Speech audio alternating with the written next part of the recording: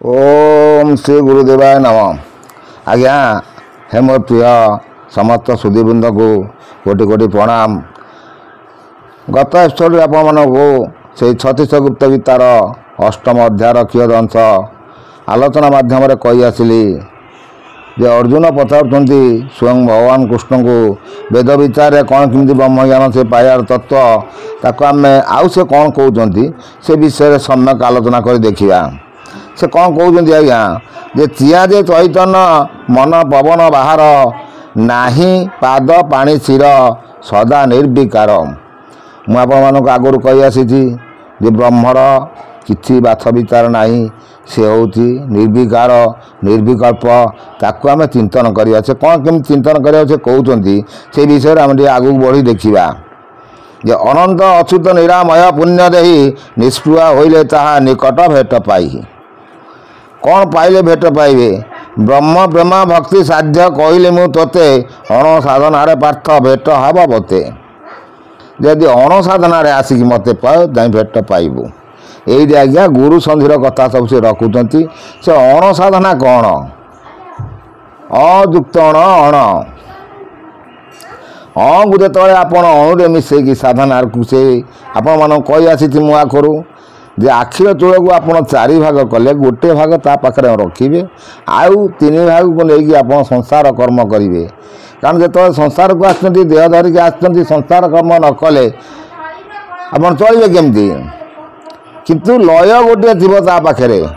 से चिंताटा हूँ बड़ कथा से विषय पाठ को बुझाऊँ आउ से कौन कहते आम टे आगू आग बढ़ी देखा ये सब ज्ञानवाणी आपण जदि ये वीडियो को स्ट्रिप न करी संपूर्ण भाव देखिए ताल कियदंशर किसी ज्ञान पाइबे। एमत लोकमत मोर भक्त शुण फालुगुनी अन जल खड़गेन छिंडईति पुणी जे यही ज्ञान जहाँ पाखे थी सी हूँ मोर परम भक्त। तो सी भक्त पर से कौन कहते से विषय कहते देवासुर नरे ताको करूथांति मान्य ताहाकु रखई मुहि मोर समान। जे यही जिनस को जो लोक जानी देवासुर नर माने ताकू मानिबे आ मुझे सब पाखे पाखे थाए। तेणु आमर मालिकार कहुई जे जगन्नाथ स्वयं गोटे भक्त रूप से कल्की ठाकुर होगी से जन्म हेबे। ये आज्ञा तत्व ज्ञान रे स्वयं से अच्युतानंद महापुरुष महाकल्प मोहकल्प शिवकल्प निर्घंट से सब लिखी जाती। मुझे आज्ञा से मालिका सब पढ़ी कि जहाँ लिखी जाती जी आमर ज्ञान ठाकुर का आशीर्वाद बल मो ठाकुर को आपण देखी आशीर्वाद बल जी ज्ञान आसी से ज्ञान बल जी जानी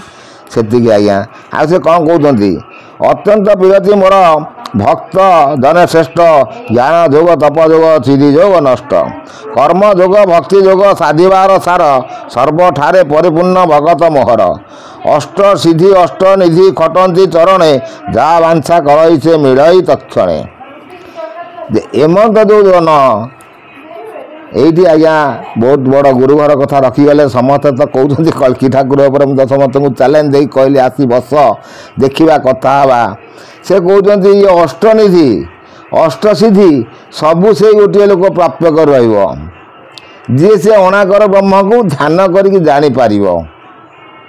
से आज्ञा संधि कथा से अर्जुन को सब बुझाऊँ।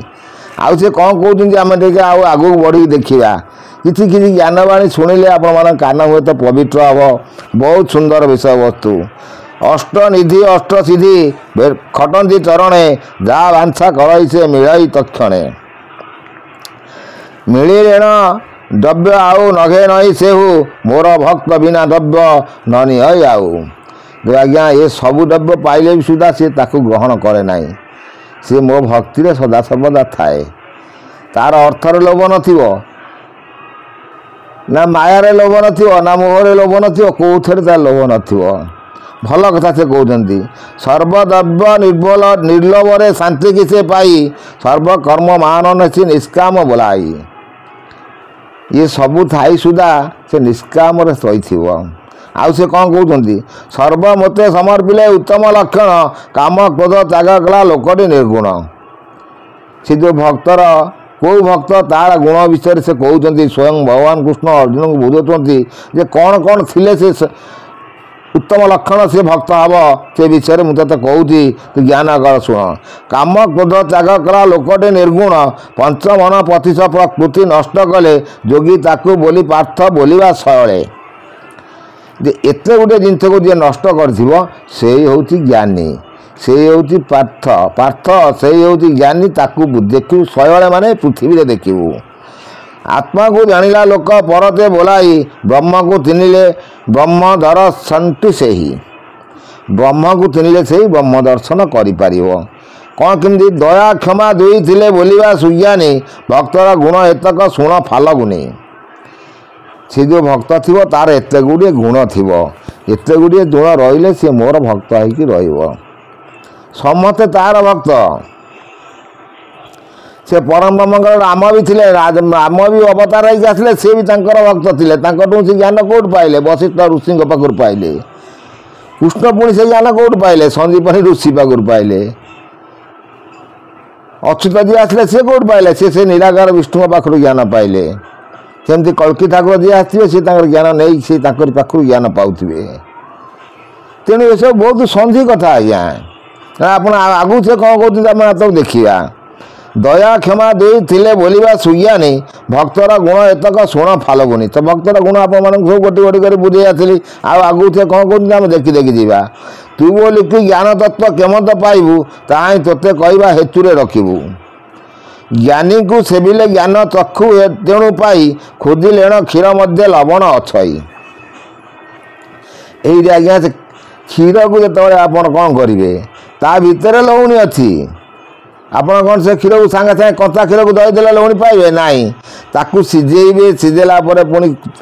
दही भांडे पकेबे ताकू मंथिबे ता मंथिले ता देहरु लवणी आसीबो से लवणी जाई घी बाहर तेणु ये आसले आपंकर जो अबना अदपा जो कहते समस्ते अणा क्षीर जो तत्व सब कहते से क्षीर को मंथिले जमी लवणी बाहर सी अक्षर गुड़ को मंथिले सेमती तार सारसत्व पाइबे आउ से कथा से कहते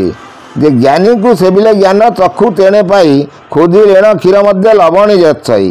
तेमंत करण देवे खोजबू पार्थ अवश्य पाइबू ब्रह्म ज्ञान निज तत्व दे आकु जदि तू मंथन करिकी क्षीर को मंथन करिकी जेमती लवणी पाउछ से ज्ञान को सागर को जदि तू मंथन करू ताले ज्ञान तत्व तू पाइबू भल कथा जो बुझौती आउरी कथा पार्थ कहीदेवा तोते भय मात्र न रखिबू आपणार चित्ते चंडाल घरे अन्न अबा न बारू सदगुरु जानी ताहा तुई न पाइबू जेठी आज्ञा जो वेद जो जाति धर्म रखीगला ब्राह्मण क्षत्रिय वर्ष्य शूद्र आ विषय गोटे भल स्टोरी भी आपण मानू कहबी से स्टोरी भी गोटे ऋषि गोटे शबर पुओ को अभिशाप देइचंती से अभिशाप बल से शबर पुत्र जाई कृष्ण को खोजापी से कृष्ण को पाइनी पाई काली की कपाल के मान नहीं बलि करदेवाई बहुत स्टोरी अच्छी आज्ञा बुझेबी आप नेक्स्ट एपिसोड रे कि कौन कहते आम आगे ज्ञान मार्ग जापर आम स्टोरी की आसवा आस्ते आस्ते तो सारा जीवन पड़ी स्टोरी कहबी आपण तेमंत कारण से कौन कहते चंडाल घर अन्न अबा न बारू सदगुरु जाणीदे ता तू पाइबू जदि सद्गुरु तते नहीं गोटे चंडाल घरे भोजन दिए ताल तू से चंडाल घरे भी भोजन करू गुरु को मणिबू विष्णु प्राय करि पार्थ समय पीबू धन द्वारा कुटुंब सहित आपणा गृह नहीं बसाइबू सुखे चरण धौत बाहरी पान करी मुखे दिव्य आसने बसाई करुथिबू पूजा घटी खटी थिबे सनिधरे दुईता भारीजा आपे खटी थिबू जेनि बड़ तीर्थ धरी श्रुतिमंत हेबू गुरु पाद तीर्थ करी ये गुरुवाद को आसीगले भगवान कृष्ण अर्जुन को कहले पार्थ यदि सद्गुरु करी तू सेवा करू से चंडाल घर जदि नहीं अन्न दिए ताकू भी तू भोजन करू से बारूनु जातिर पथा कि ना किंतु वेद बारी से वेद को काटी आगू से कौन कहते मुझे पुणी नेक्स्ट एपिसोड कहीदेवी एतक रोज आज्ञा कोटि कोटि धन्यवाद।